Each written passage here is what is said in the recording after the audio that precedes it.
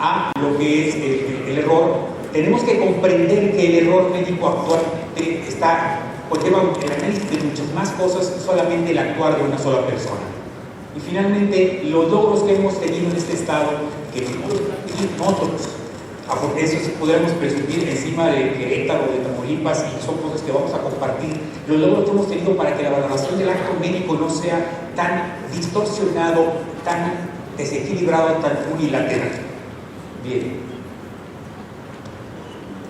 Desde que inicia, no se sabe cuál fue el primer médico en la historia, podremos tener ejemplos de quiénes son algunos médicos famosos, sin embargo, no tenemos el concepto de quién fue el primer médico. Lo que sabemos es que enfermedades ha habido siempre, quizás el cólera es una de las que más se han conocido desde el principio, ya relatada por Hipócrates, pero entonces la medicina pues era muy primitiva, sin muchos recursos.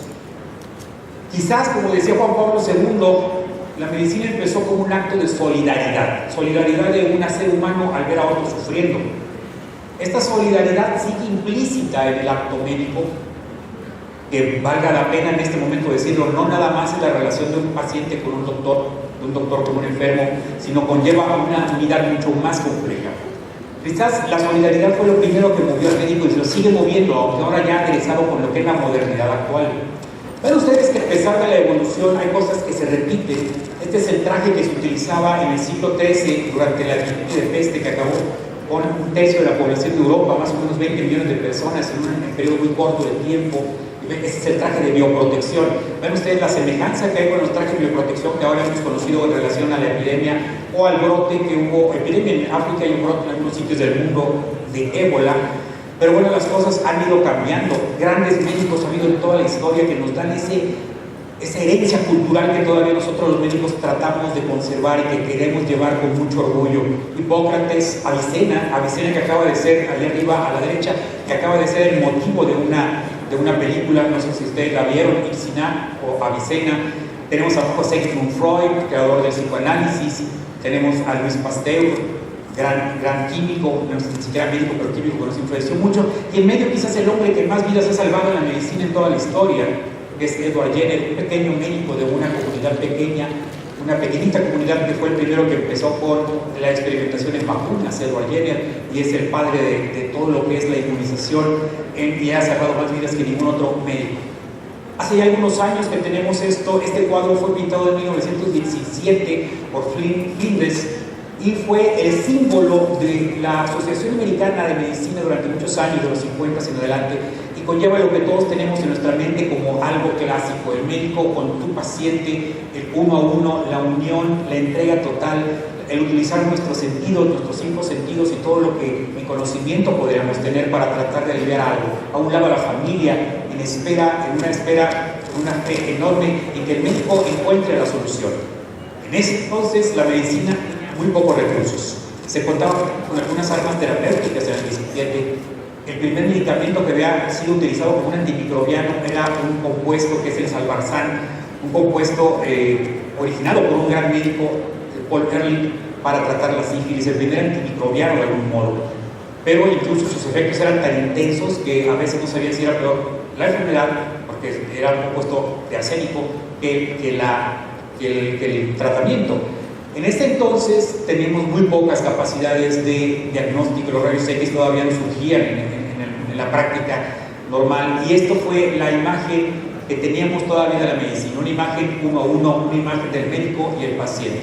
Pero en la actualidad, y ustedes lo vieron con la cuestión que a mí siempre me ha parecido muy curioso el cómo lo llaman el clúster médico, todo esto que se nos viene encima en la medicina moderna: comunicación, dignidad, ética, acreditaciones, certificaciones hospitalarias y más cuestiones de justicia, cuestiones legales, honestidad, la misma práctica basada en evidencia, práctica basada en la última literatura, en fin, toda una serie de cuestiones que en la modernidad han hecho que la medicina no sea lo que fue antes. La medicina ya no es tan sencilla, la medicina es más compleja, con una enorme cantidad de información. Otro de los problemas es que la salud en el nuevo orden ocupa un lugar muy distinto que lo que ocupaba en los principios del siglo pasado. Hoy, con el aumento de las tasas de natalidad y la disminución de las tasas de mortalidad y la prolongación del nivel de vida, o de la expectativa de vida en nuestros países, tenemos cada vez más población y esta población exige salud, de tal manera que la salud ha sido parte de los discursos políticos, muchos de ellos discursos políticos vacíos, que utilizan la salud solamente con la intención de provocar una respuesta anímica favorable y provocar votos. Pero la salud es un evento que políticamente incluso es muy difícil de manejar, muy difícil de comprender. Por eso está aquí el Colegio de la Profesión Médica, porque si no nos acercamos a Canaco, no queremos ser parte de una ecuación. Tampoco queremos ser el centro de la ecuación, porque el centro de la ecuación de la medicina tiene que ser el paciente, el doliente, el enfermo, no nosotros. Tenemos que evolucionar, pero no para ser el centro, sino para ser alguien que coadyuve que el centro sea respetado y es el paciente. Sin embargo, hablando de esa transparencia, la cantidad de gente que hay en el mundo pidiendo salud y exigiendo la salud como derecho humano cada vez mayor. La esperanza de vida, ven ustedes en esta gráfica, en los años 30, 20, 33 años de la enfermedad de vida en nuestro país, a pasar a ser hasta 74 años en la actualidad.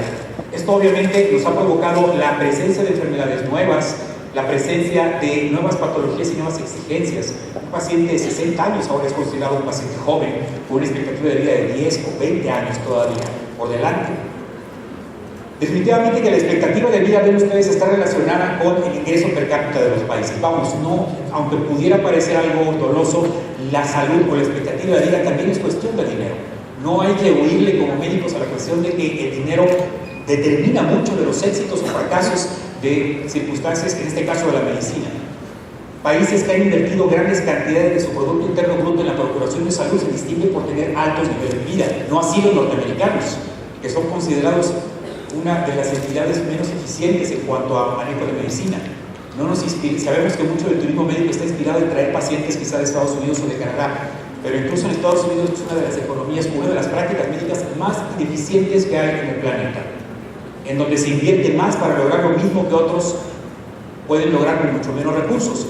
Sí, México tiene una gran capacidad de ser eficiente, pero basado en esfuerzos fragmentados. En la práctica de la medicina que les enseñan en las escuelas y por ello estudiantes, se les sigue enseñando que la práctica médica es individual. Y bueno, así nos creamos. Estudiamos solos, contestamos exámenes solos, nos peleamos por lugares en la residencia solos y después, cuando salimos a trabajar, seguimos con una expectativa de ser entidades nucleares, solitarias, que tratan de avanzar en un mundo cada vez más complejo y más regulado. Entonces, para dejar claro, el dinero sí importa en esto. Y la población que crece en edad y en exigencias es cada vez mayor, con recursos más limitados, con exigencias más intensas alrededor de todo lo que es la práctica médica. Otra cosa que se ha agregado, para 1940 aproximadamente había un puñado apenas de medicamentos, era donde empezó la penicilina, se contaba ya con algún antisuero contra neumonía neumocócica, de tal manera que el médico tenía que buscar si el paciente tenía una neumonía por neumococo para utilizar este suero extraído de conejos. De los 40 en adelante tenemos más o menos 6.000 medicamentos, incluidos algunos genéricos, al alcance de nuestra receta. Digamos, aquí en San Luis quizás no son los 6.000, pero es una cantidad enorme de medicamentos que podemos recetar. Todos ellos con gran cantidad de esperanzas de curación, pero también gran cantidad de probabilidades de dar daño. Vamos, tenemos ahora más capacidad de curar, pero también tenemos más capacidad de complicar las cosas. Los medicamentos también representan otro problema, una industria millonaria. Una industria que puja rápidamente para inclinar al médico a utilizar los medicamentos más caros, si bien no los más eficientes, pero también impulsa al paciente a comprar los medicamentos por su cuenta y ha provocado que incluso espacios nocturnos en la televisión mexicana sean ocupados por grandes anunciantes vendiendo las maravillas de medicamentos que tienen 50 años y ellos siguen vendiéndolos como si fueran novedades. Mucho hay de desregulación en la enorme capacidad que tienen las televisoras de provocar esperanzas falsas vendiendo productos sin control. Platicando en alguna ocasión con el secretario actual de Salud del Estado, que era encargado de la COFEPRIS, de la Comisión para la Regulación de este tipo de cuestiones, es una industria que prácticamente no tiene ningún control en todo el país y cuyos apartados postales o direcciones fiscales cambian de momento a momento y pueden llegar a encontrarse incluso en casas abandonadas en donde abandonan totalmente su capacidad de respuesta ante la ley, no así los médicos, que somos identificados rápidamente por dirección, teléfono e incluso fotografías en la prensa, lo veremos más adelante. La genómica y el desarrollo de nuevas técnicas a nivel molecular nos amplía todavía más. Incluso hay la expectativa, platicaba con el doctor Daniel Acosta, que el día de mañana tendrá una interesante sesión, habla de una medicina personalizada en base a genómica. Ya cada quien tendrá una manera de verse. La radiología y la tecnología nos han llevado a poder entrar. Vean ustedes la diferencia hace 40 o 50 años, en donde solamente las placas simples eran posibles para estudiar nuestro interior. Ahora tenemos gran capacidad de producir imágenes captadas por técnicas físicas complejas, programas de computadora para poder elaborar incluso reconstrucciones tridimensionales, meterse adentro de una arteria coronaria. Vamos, hay más capacidad de diagnóstico, aunque también conlleva más capacidad de falla. La complejidad no solo resuelve, la complejidad crea sus propios problemas. Recordemos que toda solución tendrá implícito un problema atrás de eso. El DNA nos ha provocado también el conocimiento cada vez más de factores que coadyuvan la mejoría o el empeoramiento de enfermedades, la capacidad de utilizar ciertos fármacos en cáncer de mama, el gran cáncer de la mujer actual, que puede atravesarse en cualquier momento de nuestra población. No solo mujeres, también hombres, pero sobre todo la mujer, en donde algunos genomas podrán ser benéficos o no para su curación. Estamos inmersos en este tipo de complejidad. La medicina ya no es lo que fue en un momento dado. Ya es mucho más difícil practicar medicina. Está tan fragmentada que cada vez hay más especialistas. Ya no es el pediatra, está el pediatra que se especializa en hormonas, en endocrinología, el pediatra que se especializa en cáncer, el pediatra que se especializa en sangre, el hematólogo pediatra, en fin. Y esto es por dar un ejemplo. En la Dirección General de Profesiones del país están clasificadas 600 especialidades médicas. Obviamente no existen 600, pero por lo menos sabemos que el Consejo Nacional de Especialidades Médicas tiene clasificadas 64 consejos mexicanos de especialidad. Por lo menos 64 especialidades hay que pueden ser certificadas. Vean ustedes, hay la diversidad. Ya no es el cirujano nada más, el anestesiólogo ya también tiene subespecialidades, el radiólogo, el pediatra, el neonatólogo que se encarga de los primeros momentos de la vida. Ya tenemos ahora la complejidad. Ahora déjenme hablarles un poco de béisbol. Esto inspirado en una plática que dio el doctor Goldman, un canadiense, que pueden ustedes tener acceso en TED Talks, en la red. En las grandes ligas, para que tú puedas accesar a las grandes ligas, necesitas pegarle bien, y esto es envasarte 3 veces de cada 10 turnos al bate. Esto te provoca un porcentaje de bateo de 300. Habrá algunos de ustedes que sepan más de béisbol que yo. Seguramente, yo no sé mucho de esto, pero sé que 3 veces que puedas meter un sencillo sin que sea error del equipo contrario, ya te lleva a las grandes ligas. Y en las grandes ligas se manejan grandes sueldos, grandes expectativas de vida. Pero si ustedes mejoran de 300 y pueden lograr un porcentaje de 360 o entre 300 y 400, ustedes van a estar posiblemente, una vez que la vida se les abandone o quizás en vida, en lo que es el Salón de la Fama del Béisbol, que está a unos 100 kilómetros por arriba de Nueva York, ahí en Manhattan, en el estado de Nueva York, y ahí podrán tener su lugar. Esta es la clasificación de lo que serían los mejores. Está muy lejana, pero Tykov con .36, o sea 360, ni siquiera llegó a 4 buenos batazos de cada 10 turnos al bate. Con .36 le bastó para hacer en las grandes ligas. La pregunta aquí es, no nada más para los que no son médicos, sino para los que somos médicos, ¿cuál es el porcentaje de bateo que se espera de un médico en un acto médico? ¿Cuál es el porcentaje de bloqueos que yo debo poner bien en una espalda de un paciente que ha cedido la seguridad de su columna, de su médula, a un médico que no conoce, con el que ha tenido contacto algunos minutos? ¿Qué es lo que se espera que sean esos bloqueos? ¿Cuántos bloqueos son los que debemos poner bien para estar ya no en el Salón de la Fama, estar alejado de los abogados en los juicios de los demás? Vean ustedes al anestesiólogo que duerme un paciente, ¿cuántas veces debe dormir bien y evitar que el paciente muera y despertarlo bien? ¿Cuál es el porcentaje de bateo que se esperaría de el ginecólogo que hace diagnósticos ultrasonográficos pero prenatales, tan importantes para los padres, y que ahora incluso algunos los han banalizado haciendo de ello un evento social, cuando es un evento científico muy, muy, muy peligroso, de alta responsabilidad?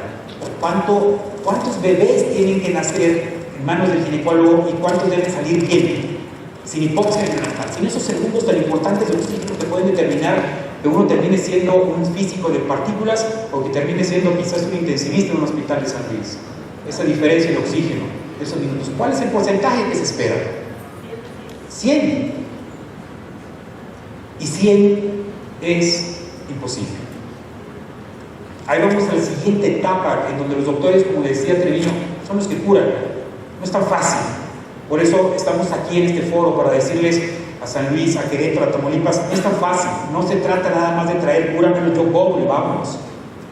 No queremos ser una parte, una pieza de este entramado sin decirles, señores, nosotros no nada más curamos, somos seres humanos que tenemos errores. O vamos a traer a estos canadienses, a estos americanos, a decirle en inglés o en francés, no sé, hola, usted está de suerte el día de hoy. El doctor Gallardo tiene un promedio de 6 bloqueos exitosos de cada 10, o sea, tiene un promedio de 600, pero este último semestre aumentó a 640.